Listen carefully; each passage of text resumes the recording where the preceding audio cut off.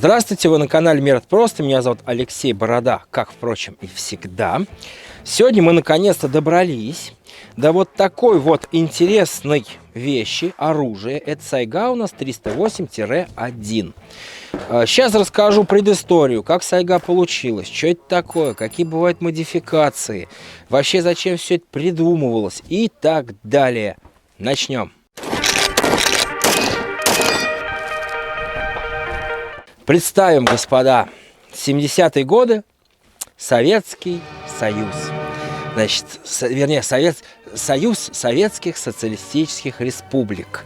Солнце светит ярче, трава, конечно, значительно зеленее. Каждый каждому товарищ, друг и брат. На этом фоне в 70-е годы по заказу, значит, генерального, как он там назывался правильно, короче, у Казахстана был председатель, коммунистической партии, да, кто руководил Казахстаном. Он обратился к Брежневу. Значит, для чего? Для того, чтобы разработали карабин. Почему он вообще-то казахам, казалось бы, был нужен? Да все очень просто. Там очень много сайгаков, которые выедают просто-напросто поля. Да? То есть поля засеивают, сайгаки прибегают, ассалям алейкум, все, поля нет. Поэтому, значит, он попросил, обратившись к Брежневу, чтобы разработали хороший карабин. Потому что гладким стволом на достаточно длинном расстоянии сайгака ты просто, не отстрелишь, да? А он пугливый, соответственно, ближе ты к нему не подойдешь. Охотники поймут, о чем я говорю. Вот и все. Уж тем более там никакой корзещу и дроби, там сайгак вот так отряхнулся, говорит, ты что, Вася? И убежал. Вот. Значит, соответственно, нашему калашнику было дано, так сказать, задание разработать карабин. Естественно, кто бы что стал разрабатывать, просто взяли АКМ, вернее, наверное, тогда даже АК еще, или АКМ, не знаю, короче. И стали все это переделывать. Выпустили, кстати, в 70-х годах уже около 400, по-моему, примерно сойк, причем 410-го калибра, странного на тот момент. И, естественно, все это дело забылось. Как, в принципе, у нас часто в стране и бывает. Потому как, если кто не в курсе, у нас «Волга» в 60-е годы, машина «Волга», была оснащена автоматической коробкой передач. А, значит, ныне 2023 год, «Лада Веста» ей не оснащена. Вот как-то так у нас случается. То же самое произошло и с сайгой. До лихих 90-х про нее все забыли. Значит, в 93-м году про нее неожиданно все вспомнили, потому что госзаказы у Калашникова перестали, так сказать, иметь место быть. Начались у нас лихие эти 90-е, да, там, поняли, да, о чем я, не будем тут говорить. И стала очень большая Короче, так точно, Сереж, да. Короче, народ, так сказать, сказал, пожалуйста, Калашнику, дайте нам карабин, дайте нам хороший, качественный карабин, пожалуйста.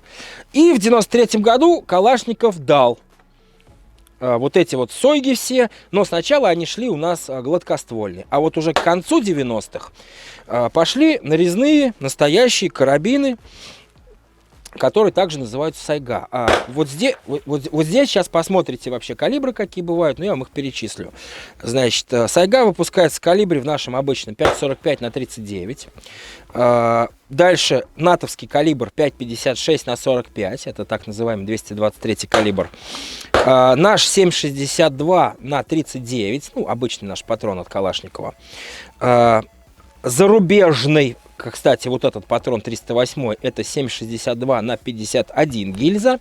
И кучу еще разных калибров, которые, вообще непонятно, зачем все это делалось. Я так понимаю, видимо, по нашей старой доброй традиции решили, как говорится, взяться всем миром и сделать, все, что не лень. Дальше. Как определить, вот какая у вас сайга в руках, например? Кстати, с вепрем не путать, вепрь это вообще другой завод, про это мы снимем отдельное видео, то есть вепрь мы даже упоминать сейчас больше не будем. Как определить, граждане, а что у нас с вами за сайга в руках? Казалось бы, да? Да очень просто. Это я шучу, вообще не просто. Смысл в чем? Значит, написано сайга, потом пишется всегда калибр, Ну, там 330, ну, 308, там 223, там 762, понятно, 545. Дальше у нас пишется, вернее, кстати, сайга может дальше писаться буквы, например, М или МК, да, там М это удлиненный. Например, кстати, для 308 делался удлиненный ствол. МК это наоборот, вот, кстати, укороченный ствол, то есть это прям короткий ствол. Соответственно, сайга, это значит принадлежность, да, к каким-то классу, соответственно, карабинов. Дальше, например, буква М или МК. Дальше калибр 308, там 7,62. Дальше, например, модификация. Но важный момент наших любимых оружейников. А вот здесь-то ни хрена не написано. А почему?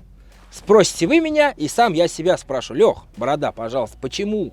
А потому что вот здесь написано -1. То есть букв может не быть, но после калибра еще могут идти цифры, которых, короче, ребят, давайте так сразу оговоримся. Я вам ссылочку на Википедию прикреплю в описании, потому как учить все это я и вам не советую, и сам никогда не буду, потому что если это все выучить, таблица умножения вот так вот из головы вылетит. Говорит, 5 и 5, 45. Вот, ну, примерно такая тема будет, потому что их около 40 разных, я так примерно прикинул, даже чуть больше 40 модификаций, моделей, комплектаций. Это, ну, это вот как обычно, короче, да? Ну, вот, ну, АвтоВАЗ, все просто. 2106, там, 2109, 21099, да? Здесь, ну, просто, мне кажется, они сами, если честно, не разбираются, вот так положа руку на сердце. Потому что они, значит, есть с короткими стволами, есть с длинными стволами. Со складывающимися прикладами, кстати, как этот, без складывающихся прикладов. Значит, точная копия АКМ, не точная копия АКМ. То есть очень большое количество разнообразных модификаций. Дальше, смотрите, здесь у нас, например, отдельно нету прицельного планки, да, там ни вивера, ни пикатини, ни хрена здесь нету.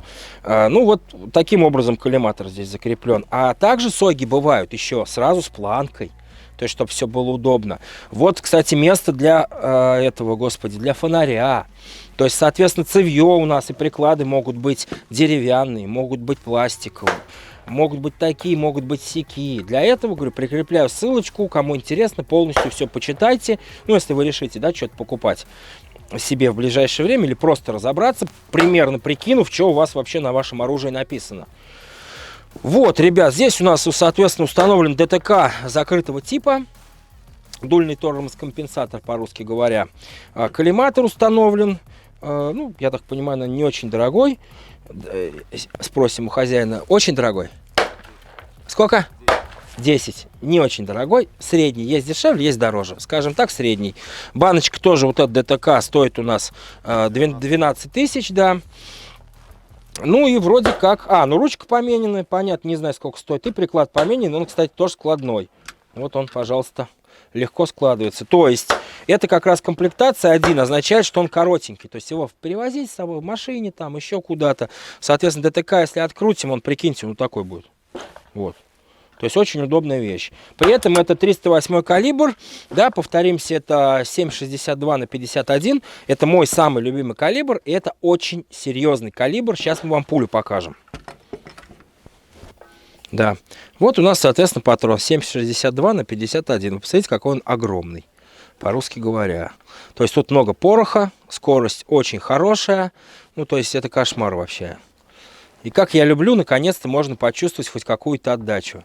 Ну, понятно, я люблю там гладкие стволы больше, люблю отдачу, а тут, ну, 5,45 калашников это вообще, то есть, там, говорить о какой-то отдаче там на сайге 5,45, это, ну, ребят, не смешите меня, это называется, возьмите ружье, бахните, попробуйте, что такое на самом деле отдача.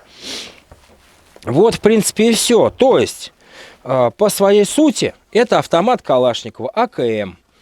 А гражданины, да, скажем так, чем он в основном отличается? Ну, понятно, что здесь нету режима не сдвоенного, да, по два выстрела, как современные у нас Калашникова делают, и нету, соответственно, очередями. То есть только одиночные выстрелы.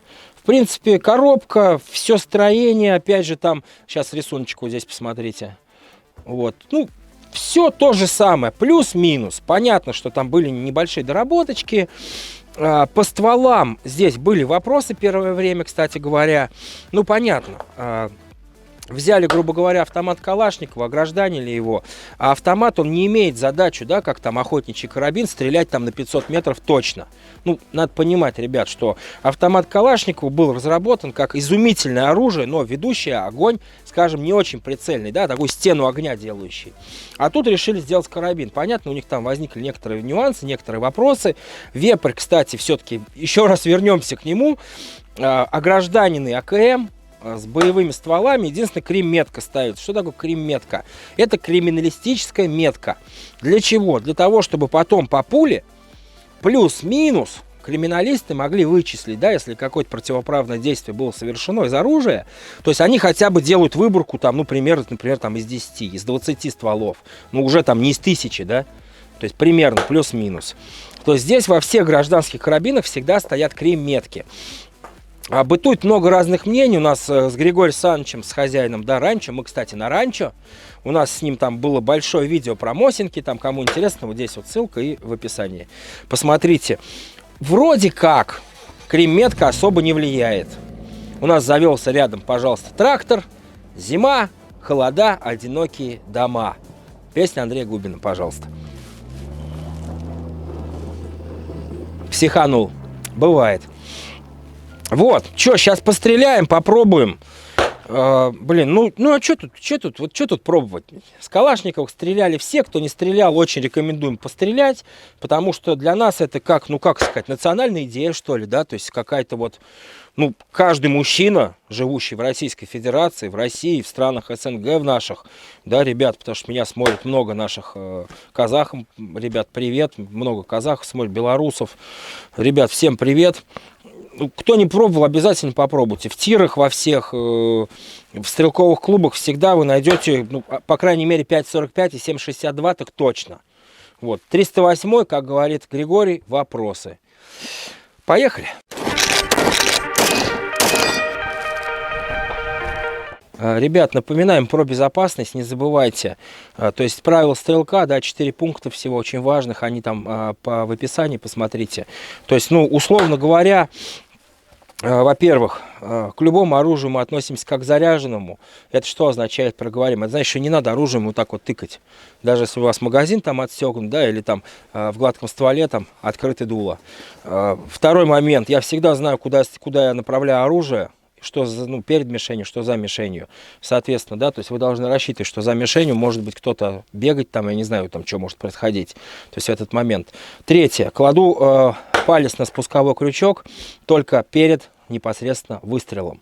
Да, не надо вот сюда вот пальцем вообще засовывать. То есть всегда мы вот палец держим вот так. Что бы ни было, всегда. Обратите внимание, спецы наши работают все в основном так же. Ну, понятно, если они в данный момент не прям выполняют операцию, понятно. Ну и четвертый пункт, там, да, говорю, посмотрите. Не забывайте также одевать наушники, потому что уши, повторюсь слова Григория Саныча у нас, да, хозяина ранчо, уж такая тонкая вещь природой, ну понятно, тут даже к антропологам можно обратиться, они скажут то же самое. Не задумывалось так, чтобы вы стреляли, ну, стреляли в целом, потому что человек, да, там 1,5 миллиона уже человек лет, и стреляем мы сколько, ну, 500 лет последних. Уши просто не успели адаптироваться. То есть не забывайте одевать наушники. Есть вот такие вот активные наушники сейчас китайские. Они совершенно недорогие. Ну, рекламировать никого не будем. Тут фирм много разных. Они там 3-4 тысячи рублей стоят. Потому как, если вы их не будете одевать, у вас будет профилактика оборудования. Вот такая тема. И она не проходит никогда. То есть все эти армейские истории, что вы стреляли там... я не знаю, откуда и куда, с пулеметов, там, с автоматов. Ребят, это все хорошо, но там условия такие, да. Здесь у нас не армия, здесь мы на гражданке все. Пожалуйста, оберегайте свои уши, они вам еще пригодятся.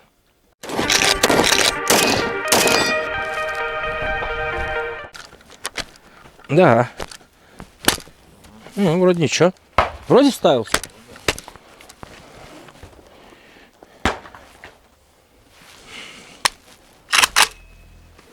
Приступим?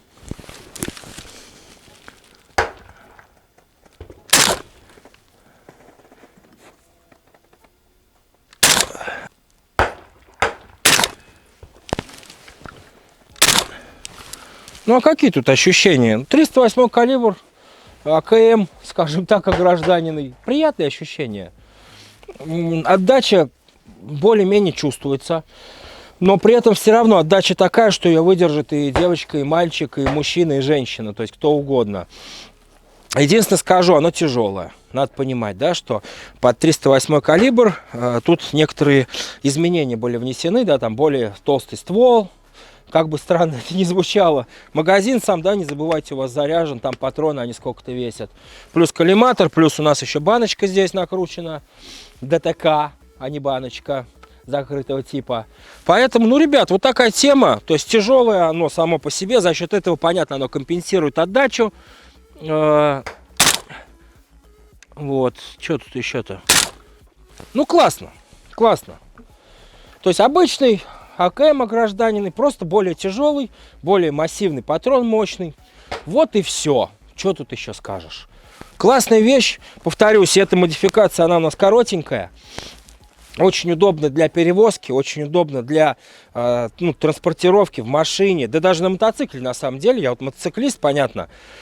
На мотоцикле можно ее раз в чехол за себя, да, там патронов взял, они тоже много места не занимают, и поехал спокойно стрелять. Если что, это, кстати, можно по закону, то есть, понятно, у вас в чехле должен быть, не надо так вот калашников вести, это нельзя, во-первых, во-вторых, ну, не надо людей пугать.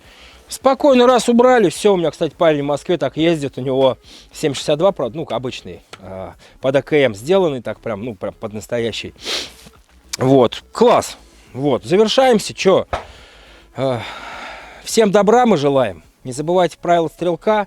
Не забывайте подписываться на канал. Лайки, колокольчики, все дела. Переходите. А? Мирного неба над головой. Да, мирного неба над головой. Переходите, не забывайте тоже на Дзен, на Рутуб, ВКонтакте. Значит, этот, как он называется, Телеграм. Почему? Потому что YouTube, скорее всего, скоро ассалям алейкум сделает нам всем. Вот, вернее, мы ему. Вот так вот. Вы на канале Мир это просто. Меня зовут Алексей Борода. Пока-пока.